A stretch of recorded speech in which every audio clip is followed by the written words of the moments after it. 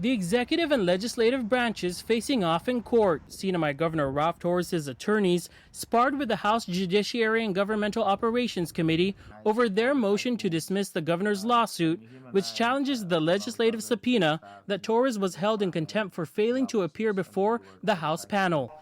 When members of the committee voted to hold him in contempt in December, a month before he was impeached, Torres released a video message saying that he did not testify in an effort to protect future governors from arbitrary overreach by future legislatures. And that was the main question in Superior Court today before retired Judge Timothy Bellis, who was appointed after all 5 trial court judges recused themselves.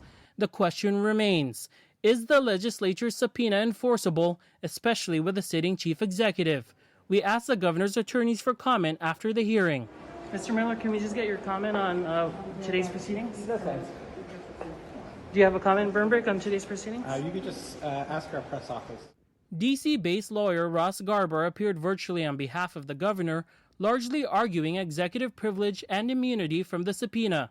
House legal counsel Brendan Lade says he's confident in the legislature's case. We agree with the court that it's unfortunate that the judiciary was placed in this position of having to arbitrate between the legislative and executive branches. We also do not relish the judiciary having been placed in that position by the executive. Lade argued that the House committee as a body is entitled to immunity from suit when it's an oversight. The governor's team fired back, saying that a legislative subpoena for a sitting chief executive is relatively rare and that going to court was a last resort as a result of what they say was failed accommodations by the legislature.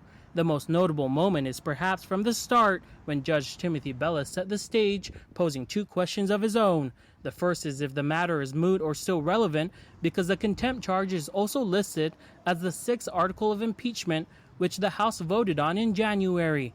The second question: why didn't the parties involved submit a certified question for the Supreme Court to answer? Bellis pointed out that his decision, which has yet to be issued, could be appealed. Meanwhile, lawmakers from the House filled the audience. Its chair, Representative Selena Babauta, who attended virtually, told KUAM News that she hopes the Attorney General will proceed with the criminal contempt of Governor Torres, as he is not above the law. She adds, "I am confident of the abilities of our House counsel, as both have the experience and were very well prepared for the civil matter before the court." Tomas Manglotnya for KUAM News on Saipan.